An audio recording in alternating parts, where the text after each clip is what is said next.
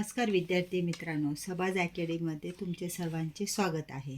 आज मी तुम्हाला इयत्ता 8वी स्कॉलरशिप परीक्षेची सराव प्रश्नपत्रिका 10 ही तुम्हाला मी सोडून दाखवणार आहे। तर चला विद्यार्थ्यांनो, पहिले बघूया इंग्रजी तृतीय भाषा याचे आपल्याला 25 प्रश्न येतात 50 गुणांसाठी। पहिला प्रश्न, choose the correct pair of opposite words. मग ह्या 4 पर्यायापैकी पहिला जो पर्याय आहे बोल्ड आणि कोवर्ड हे जे आहे एकमेकांचे विरुद्ध शब्द आहे। प्रश्न दुसरा, identify the correct tense in the following sentence. They have decided to buy a new house. यामध्ये करेक्ट टेन्स जो आहे प्रेझेंट परफेक्ट टेन्स आहे। Following sentence is wrong, correct it from the given alternatives. I yesterday see a movie. 4 पर्यायापैकी I saw a movie yesterday. Question number 4.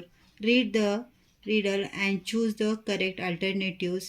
तर आपल्याला हे sentence दिलेले आहे ते वाचायचे आहे आणि त्याच्यातून करेक्ट सेंटेन्स शोधायचा आहे।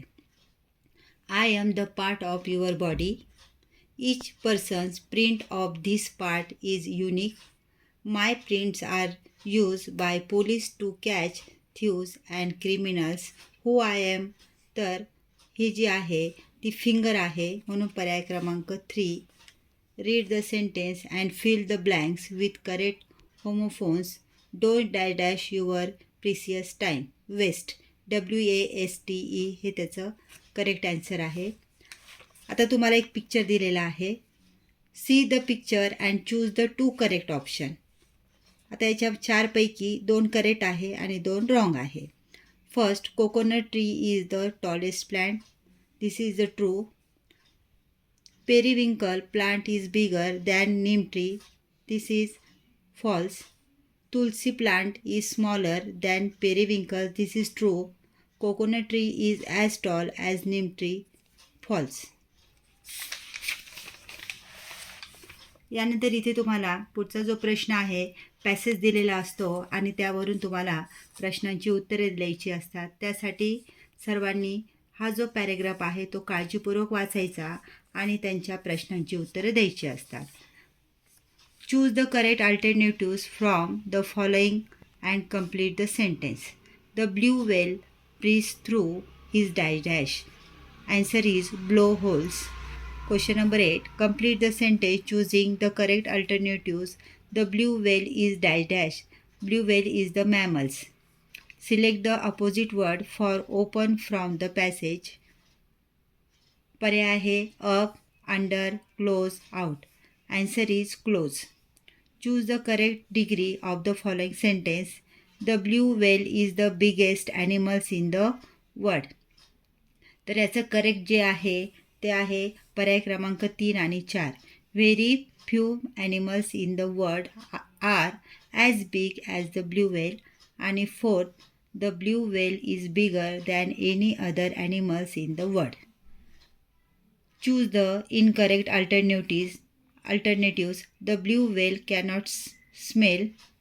The blue whale cannot stay under water for long. The blue whale cannot hear well. The blue whale cannot see well. Answer is 3. पुढील प्रश्नांची जी उत्तर आहे त्याचा फोटो मी टाकलेला आहे, तुम्ही त्याचा अभ्यास करून घ्यायचा आहे। आता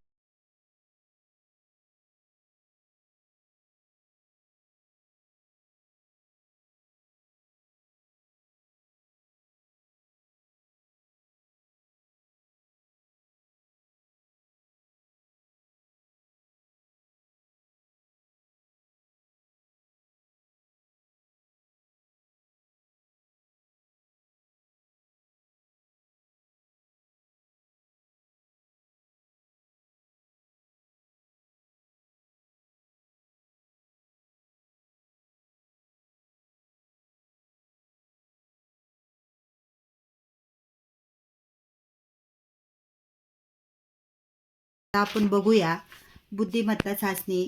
50 प्रश्न येतात 100 गुणांसाठी। पहिला प्रश्न आहे 26वा प्रश्न। ऑस्ट्रेलिया अतिउच्च विकास स्तराचा देश आहे, मग अफगाणिस्तान जो आहे निम्न विकास स्तराचा देश आहे। 27वा प्रश्न, जागतिक आरोग्य दिन 7 एप्रिलला असतो, तर जागतिक रक्तदान दिन हा 14 जूनला असतो. 83चा संबंध 144 बरोबर आहे आणि 58चा संबंध कशाबरोबर येईल याचे 2 अचूक पर्याय तुम्हाला निवडायचे आहे. तर त्याच्यासाठी बघा मी कॅल्क्युलेशन केलेलं आहे.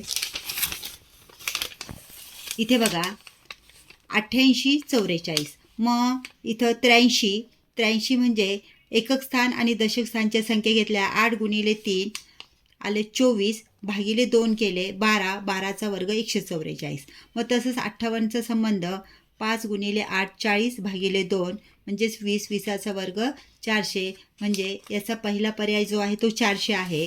दुसरा पर्याय बघा 83 n अधिक 1 घेतलेला आहे, म्हणजे 8 अधिक 3 अधिक 1 मिळवलेला आहे. म्हणजे इथे यांची बेरीज झाली 12, 12चा वर्ग 144. त्याचप्रमाणे 58 n+1 म्हणजेच 5 अधिक 8 अधिक 1 14चा वर्ग 196. म्हणजे याचं जे उत्तर आहे 2 पर्याय आहे बघा, पहिला पर्याय आणि चौथा पर्याय.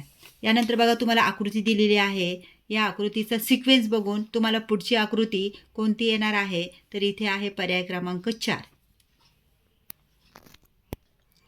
पुढचा प्रश्न आहे CEF. बघा इथं तुम्हाला अक्षरमाला दिलेली आहे. याच्यावरून CEFचा संबंध GHJ बरोबर आहे, तर PRSचा संबंध जो आहे तो TUWM पर्यंत येत असतो संबंध. तुम्ही ते बघून घ्यायचं आहे.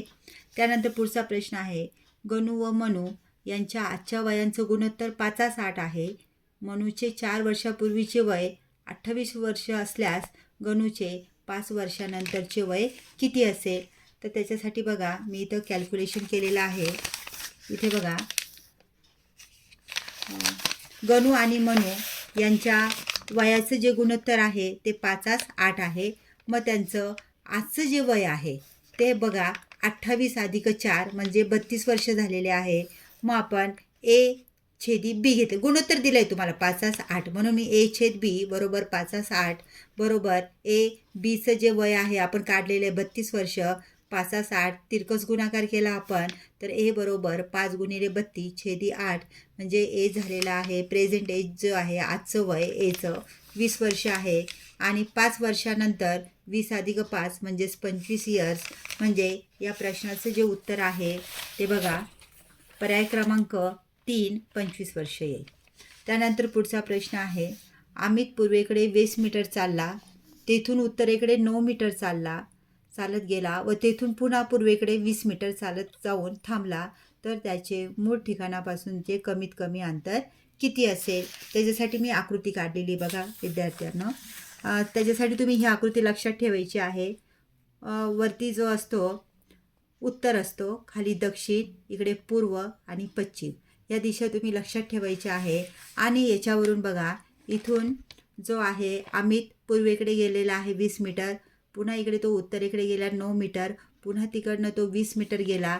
असं गेल्यानंतर इथे मी कच्ची आकृती तुम्हाला काढून दाखवलेली आहे. इथं जो आहे आयत तयार झालेला आहे. इथं 20 मीटर म्हणजे इथं सुद्धा 20 मीटर येणार आहे. आणि इथलं अंतर जे आहे 5 आहे, इथं सुद्धा 5च येणार आहे. इथे आपण अशी मी बघा A पासून तो निघालेला आहे आणि B पर्यंतचं आपल्याला अंतर काढायचं आहे. इथे आपण पायथागोरसचं प्रमेय वापरू शकतो. इथे ABचा वर्ग बरोबर 9चा वर्ग अधिक 40चा वर्ग, इथं दोघांची बेरीज केलेली आहे आणि हे अंतर 9 आहे. म्हणजे 9चा वर्ग अधिक 40चा वर्ग.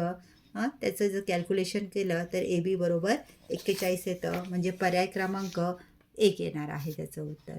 त्यानंतर विश्वासरावांनी 22 फेब्रुवारी 2012 ते 15 एप्रिल 2012 या कालावधीत 45 प्रति लिटर दराने दररोज 1.5 लिटर दूध घेतले, तर किती रुपये त्यांना खर्च आलेला आहे.